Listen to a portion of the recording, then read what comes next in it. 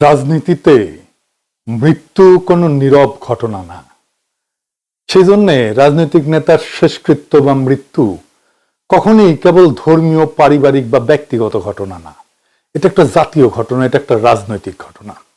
এই মৃত্যুর মধ্যে দিয়ে বাইর হয়ে আসে এক একটা মৃত্যুর স্পেসিফিক রাজনৈতিক তাৎপর্য। এই রাজনৈতিক তাৎপর্যটা হইল রাষ্ট্র, ক্ষমতা এবং জনগণের একটা যৌথ ভাষ্য। মাও সেতুং বলছিলেন, সব মানুষকেই মরতে হবে, কিন্তু সব মৃত্যু একরকম না। কিছু মৃত্যু তাই পর্বতের মতো ভারী, আর কিছু মৃত্যু পালকের মতো হালকা। মৃত্যু হলে তার শেষকৃত্য হবে। এক এক ধরনের শেষকৃত্য এক এক ধরনের রাষ্ট্রনৈতিক, রাজনৈতিক, দার্শনিক বার্তা দেয়। কয়েকদিনের মধ্যে আমরা দুইটা বিশাল জানাজা দেখলাম, দুইটা বিশাল মৃত্যু দেখলাম, হাদির আর খালেদা জিয়ার।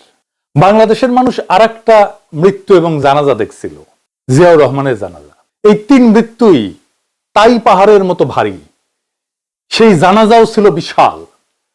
এই তিন জানাজা কি একই ধরনের, একই বার্তা দেয়? না, এইগুলো প্রকৃতিগতভাবে আলাদা। এই জানাজাগুলোর রাজনৈতিক মূল্যও আলাদা। আমি ভাবতেছিলাম যে এটা নিয়ে আমাদের একটা আলাপ হবে জাতীয় পর্যায়ে, দার্শনিক আলোচনা, ফিলোসফিক্যাল আলোচনা। সেটা হয় নাই, একেবারেই হয় নাই।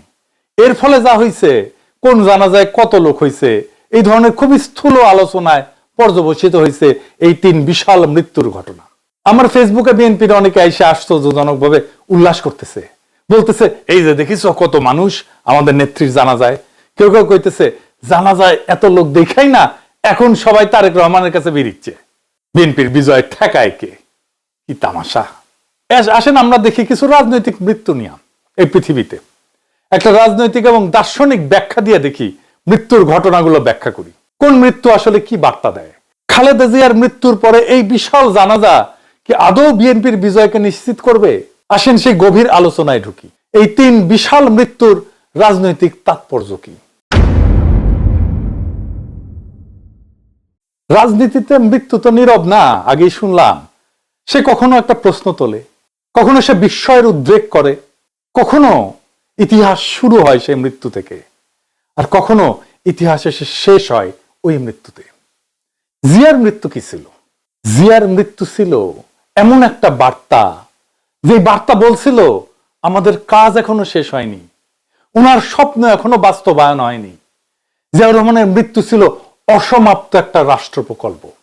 তাই শোক মিছিল হলো, সেই মিছিল ভোটের বাক্সে গেল। সাত্তার সাহেবের মতো অথর্ব দুর্বল ব্যক্তি বিপুল ভোটে নির্বাচিত হলেন এবং এরশাদের এক ধমকেই রাষ্ট্র ক্ষমতা ত্যাগ করলেন। জিয়ার জানাজায় যারা গেছিল তারা জিয়ার অসমাপ্ত কর্তব্য সম্পাদনের আকাঙ্ক্ষা নিয়ে ম্যান্ডেট দিতে গেছিল। তখনকার রাজনৈতিক নেতৃত্ব জিয়ার ঐতিহ্যকে ঊর্ধ্বে তুলে ধরছিল। একই ধরনের মৃত্যু বেনজির ভুট্টোর। তার দল ভোটে জিতে ক্ষমতায় আসে, যখন মারা গেছেন তখন তিনি ক্ষমতায় নাই। কিন্তু বেনজির ভুট্টোর মৃত্যুর পরে পাকিস্তানের জনগণ বেনজির ভুট্টোর দলকেই ভোট দিল, কারণ মানুষ চাইছিল বেনজির ভুট্টো যে কাজ করতে এসে শহীদ হইল, সেই কাজটা তার দল ডেলিভার করুক, বাস্তবায়ন করুক, পূরণ করুক। ইন্দিরা গান্ধীর মৃত্যু তাই। তার মৃত্যুর ধাক্কায় রাজীব গান্ধীর নেতৃত্বে কংগ্রেস একটা ভূমিধ্বস বিজয় অর্জন করে। এইবার আসেন ওসমান হাদির মৃত্যু কি বার্তা দেয়। ওসমান হাদির মৃত্যু এক শূন্যতা এবং এক অসহায়ত্ব দেয়। হাদির মৃত্যু সবাইকে বলে আমরা আমাদের কণ্ঠস্বর হারালাম। ওসমান হাদির মৃত্যু ক্ষমতার শোক না, ছিল প্রতিনিধিত্বের শূন্যতা। প্রশ্ন উঠছিল এখন কে কথা বলবে আমাদের হয়ে? হাদির মতো এইভাবে সত্য উচ্চারণ জনগণের জন্য কে করবে? কে সাধারণ মানুষের হয়ে, সাধারণ মানুষের মধ্যে থেকে উঠে গিয়া ক্ষমতাকে চ্যালেঞ্জ করবে? হাদির জানাজায় এসেছিল মূলত তরুণেরা। তরুণেরা আসছিল হাদির আদর্শ থেকে আদর্শ গ্রহণ করতে। ওইটা একটা ইতিহাসের শুরু। জিয়ার মৃত্যু ছিল ইতিহাসের মাঝখানে, হাদির মৃত্যু হলো ইতিহাসের শুরু। হাদির যেরকম মৃত্যু ছিল, একই ধরনের মৃত্যু ছিল মার্টিন লুথার কিং এর। এই দুজনের মৃত্যুতেই তৈরি হয়েছিল একটা প্রতিনিধিত্বের ভ্যাকুয়াম, শূন্যতা। দুইজনেই ক্ষমতার শীর্ষেও ছিলেন না, রাষ্ট্রের আনুষ্ঠানিক কেন্দ্রেও ছিলেন না, কিন্তু সাধারণ মানুষের ভাষার প্রতিনিধি ছিলেন। তাদের মৃত্যুতে ক্ষমতার ভারসাম্য বদলায়নি, কিন্তু জনগণের মধ্যে তার কণ্ঠস্বর হারানোর শোক তৈরি হয়েছে। মানুষ প্রশ্ন করছে অসহায়ের মতো, উনি না থাকলে এই কথাগুলো কে বলবে? আজকে বলে না, হাদির মৃত্যুতে কে আমাদের মতো হয়ে এইভাবে কথা বলবে, কে আমাদের জন্য এইভাবে কথা বলবে? হাদির মৃত্যুতে এসে বলে না সবাই, কে এইভাবে এত সাধারণভাবে আমাদের কথাগুলো আবার বলবে? এইবার আসেন খালেদা জিয়ার মৃত্যু নিয়ে। খালেদা জিয়ার মৃত্যু একটা কমপ্লিটলি ডিফারেন্ট বার্তা দেয়। উনি রাজনীতিতে সক্রিয় ছিলেন না দীর্ঘদিন, ওনার মৃত্যুটা আসলে কি কি বার্তা দেয়? ওনার মৃত্যুটা আসলে কিসের প্রতীক? এই যে বিশাল জানাজা, এইটা আসলে আমাদেরকে কি বলে, জাতিকে কি বলে? ওনার মৃত্যু একটা রাজনৈতিক অধ্যায়ের শেষ। খালেদা জিয়ার জানাজায় মানুষ ছিল অনেক, কিন্তু ওখানে রাজনীতি ছিল না, কারণ এটা ছিল ইতিহাসের সমাপ্তি, এটা কোনো সূচনা ছিল না। এখানে একটা প্রজন্ম তাদের কালেকটিভ স্মৃতির সাথে বিচ্ছেদের বেদনা সবার সাথে ভাগ করে নিতে আসছিল। এইটাকে বলে হিস্টোরিক্যাল ক্লোজার। একটা অধ্যায় শেষ হয়ে গেল আমাদের প্রজন্মের জন্য, আমাদের দেশের জন্য। এটা শুধু খালেদা জিয়ার জীবনের, রাজনৈতিক জীবনের সফল পরিসমাপ্তিই না, যেই জনগোষ্ঠী খালেদা জিয়া আর জিয়ার রাজনীতি করে আসছে তাদের সাথেও একটা হিস্টোরিক ক্লোজার। বিএনপির এই মৃত্যুকে তুলনা করা যায় ইতিহাসে আরো দুই মৃত্যুর সাথে, মাদার তেরেসার মৃত্যু, নেলসন ম্যান্ডেলার মৃত্যু, আর তার সাথে একই রাস্তায় দাঁড়ায় খালেদা জিয়ার মৃত্যু, একটা রাজনৈতিক সিলসিলার পরিসমাপ্তি। তিনজনের মৃত্যুই ছিল হিস্টোরিক্যাল ক্লোজার, ইতিহাসের সমাপ্তি, সূচনার না। মাদার তেরেসার মৃত্যুতেও ক্ষমতার কোনো পরিবর্তন হয়নি, কেউ ভোটও চায়নি, কারণ সবাই ওখানে গেছেন ওনাকে বিদায় জানাতে, কারণ ওনার জীবদ্দশাতে যা করার দরকার ছিল উনি করে গেছেন। এই শোক প্রকাশ ছিল কৃতজ্ঞতার। নেলসন ম্যান্ডেলার মৃত্যুতেও সারা দুনিয়া কাঁদছে, কিন্তু ওনার মৃত্যুতে কোনো বিপ্লব হয়নি, কোনো বিপ্লবের ডাকও নাই। ওনার মৃত্যুতে ওনার সংগ্রামী জীবনের প্রতি সবাই শ্রদ্ধা জানাইছে।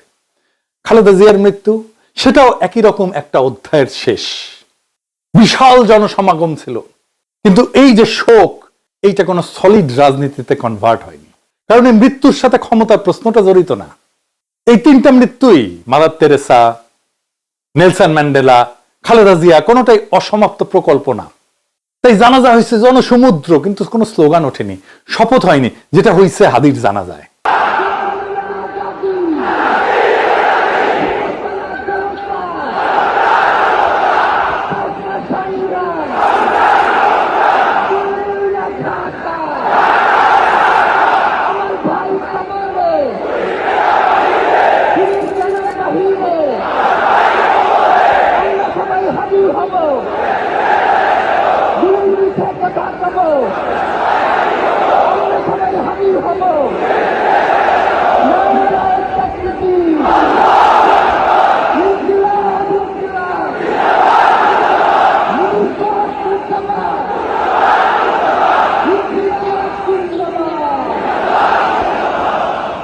পার্থক্যটা শুধু এখানে, একইভাবে মাদার তেরেসার মৃত্যুতে একটা নৈতিক যুগের ক্লোজার হয়েছে, ম্যান্ডেলার মৃত্যুতে এক ঐতিহাসিক সংগ্রামের ক্লোজার হয়েছে, হিস্টোরিক ক্লোজার, আর খালেদা জিয়ার মৃত্যুতে হিস্টোরিক ক্লোজার হয়েছে একটা রাজনৈতিক অধ্যায়ের। এমনকি তারেক রহমানের বক্তব্য বা নজরুল ইসলাম খানের বক্তব্য ছিল ওনার রাজনৈতিক জীবনের স্মরণ। আমি মরহুমা বেগম খালেদা জিয়ার বড় সন্তান তারেক রহমান।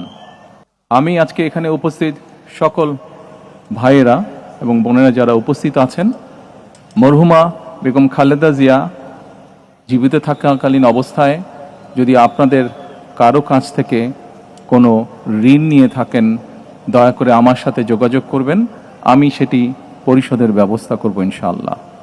একই সাথে উনি জীবিত থাকাকালীন অবস্থায় ওনার কোনো ব্যবহারে, ওনার কোনো কথায় যদি কেউ আঘাত পেয়ে থাকেন, তাহলে মরহুমার পক্ষ থেকে আমি আপনাদের কাছে ক্ষমা প্রার্থী। দোয়া করবেন আল্লাহ তাআলা যাতে ওনাকে বেহেশত দান করেন। আসসালামু আলাইকুম। খালেদা জিয়ার জানাজায় এসেছিলেন মূলত শোকার্ত 40 ঊর্ধ্ব মানুষেরা।